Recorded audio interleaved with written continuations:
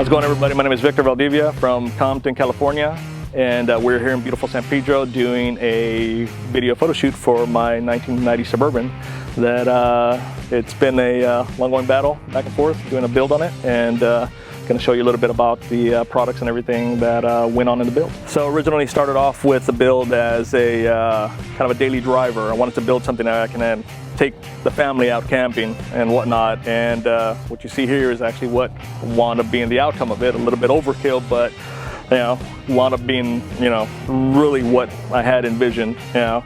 So starting with the front, I actually wound up doing custom bumper from Sweatybelt, which I modified and actually made to kind of fit the lines of the whole build itself. Wasn't too much that I had to do to it, so I actually wound up doing the 17,000-pound Sweatybelt winch in the front with a series of monster hooks from Monster Hook Incorporated as well. Moving on to the suspension, wound up doing a 14-inch custom leaf spring application from Atlas Spring. I wanted a smooth ride out of it, so we wound up doing a longer leaf spring setup to be able to get a nice soft ride out of it. I wound up doing a Dana 60 front with locker with 513 gears, and I wound up doing a hydraulic steering system as well with the steering stabilizers. I wanted to make sure that I can drive this thing pretty much anywhere and not have to worry about it being unstable on the road. Then what we wound up doing is I wound up doing a custom brake setup from R1 Concepts. I wanted this thing to make sure it actually stopped on a dime. With this big wheel and tire combination setup that I wound up doing. And then we wound up doing on the headlights, I wound up doing a custom application on the headlights themselves. I wound up doing a 6x7 instead of the normal 100mm light on it. I wanted it to kind of fit form with the whole square look of it, so I modified these to actually fit inside. They're custom LEDs for both high beam and low beam, and it looks really good at night, so I'm able to see everything real nice and clear. Motor-wise, I wound up doing a 2013 LS 6.0 with GM 6090 transmission. I wanted to make sure that it actually drove from here if I wanted to go to New York without having to worry about anything. So it's got a new motor and transmission setup with a T4 turbo setup on it. I wanted to make sure that I actually was able to tow with it and actually pull whatever I wanted to be able to handle the extra loads. So what I wound up doing on the wheels is a 26x14. Originally I wanted to do just a simple either 22 or 24.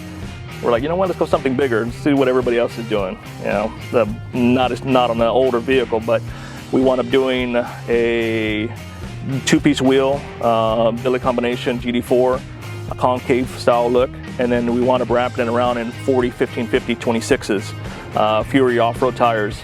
Tires handle great on the road, and it actually handles like it's kind of a sports car, which is pretty cool. I wanted to be able to get that nice stiff feel out of it, and then this combination wound up being great for it. So inside I wanted to maintain it nice and cool for the family, so I wound up doing dub IR tint all the way around, and it worked out great. I didn't want it too dark, and the combination wound up being perfect for it. I wound up doing billet aluminum handles, a little overkill, but it wound up being a nice little added touch to it from GSI Machine. Did a total of 4, and they look great. And moving from there, I wound up doing a Fab Fours rack, and I wound up hooking up a two-piece to it. I wanted to be able to maintain the length of the whole Suburban and give it the nice, flow look, so to speak, on it. Up on top, I have a total of 4 50-inch LED double row bars from Stewart Off-Road that he did for me in white, and they're really bright and worked out great. I wound up doing the side lights as well, so when we go camping I'm able to shoot the sides as well. And then I added 2 CO2 tanks up on top. Kind of overkill, but I'm able to inflate the tires in case I ever do deflate them when I go off-roading, or I can use it to be able to use it for the tools or whatnot that I need to be able to go ahead and fix something if I had to. I wound up doing traction bars on it as well. I wanted to make sure that this thing did not have any issues with any wheel hop or any axle spin on takeoff, and it actually stabilized the suspension really well. Moving on back, I wound up doing the same setup, a little bit longer leaf spring as well from Atlas Spring to be able to maintain a nice soft ride. I wound up doing a 200 PSI train horn kit on there. Wanted to make sure I scare the locals, and pretty loud, so you know, kind of scared a few people already, but it's worth it. So in the back, I decided to do an original style fifth wheel spare tire on it. I actually wound up modifying the rear bumper to fit the tire carrier, and then I wound up doing a separate bracket up on top to be able to support the amount of weight this wheel and tire combination had. Added a little light bar to it so we go off-roading, be able to see us from the back side. I added monster hooks to the rear as well with reverse clear LED lights to the back. Tow hitch, be able to go ahead and tow whatever I wanted to. As far as the suspension in the back goes, I wound up doing a detour locker with 513 gears, and I wound up doing our G2 covers as well. I painted that candy and everything kind of color matched everything. I added the disc brakes to it, and the combination worked out really well. Looks great. I like the way the whole combination came out. As far as interior goes, I wound up keeping everything all original in the interior. I wound up doing a sound system in it with a 15-inch kicker CBR, and I wound up doing a full Alpine system. I wanted to be able to have a real good quality concert sound to it. I wound up doing a total of 4 6x9s and 2 6.5s on the doors with electric steps and everything, as well as keeping a few tweeters here and there, and then ran full LED lighting on the interior to be able to give it a nice feel when we're driving around on long trips, and it worked out great. Lights, what I wound up doing on the mirrors, I wound up adding the tow mirrors to it. I wanted to be able to see a little bit better, especially with such a big vehicle. The original ones were a little bit smaller, couldn't see well.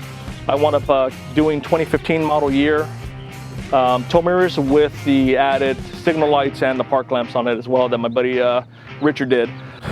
So I wound up adding a T4 turbo to it, to the LS motor that I wound up doing. I wanted a little bit extra torque and horsepower to it for when we would tow or go out camping and going up hills and whatnot. I wound up doing a 2013 LS 6.0 on it with LS7 cam. Kept everything else pretty much as stock as possible. In case something broke down, I'll be able to go to a local auto parts store and actually pick it up and locally not have to worry about custom parts or anything. And what I wound up doing is I wound up doing a dual battery system.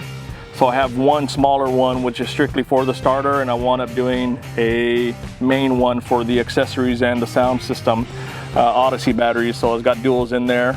I wound up adding a Hydro Boost, make sure this thing stops on a dime, runs off the power steering pump, and the power steering pump is a PSC hydraulic system as well, which turns these big tire and wheel combinations like butter, so it worked out really well. I wound up doing a 4-core aluminum dual fan radiator with 14-inch electric fans. Make sure this thing cools down really well. And as far as the aesthetics of everything else goes, it's pretty much as stock as possible. The motor was able to go in as pretty much stock, just like the factory one. Transmission, everything else bolted up to its stock, and I wound up maintaining, like I said, the looks of it as square body as you could to it. The overall aspect of the truck, I wanted to maintain that whole square body look to it, and that's exactly how everything wound up coming out. This is overall my build. I had envisioned for quite a few years. I had looked at a lot of different other vehicle builds, and I had something envisioned, and I had to go over it a couple of times to be able to get it to the point where it's at now. Everything you look on it, theme of it, the flow of all the parts and everything that went into it just completely flowed with the square line looks of it. From the bumpers to the mirrors to the roof rack, the tire and wheel combination, to finally have something that I can call my own and actually be able to show people what I've built and what I'm capable of is just unbelievable, and I can't thank everybody who's helped me out more than thank you for helping me out with this. And this is it. This is my build, 1990 Urban Joker.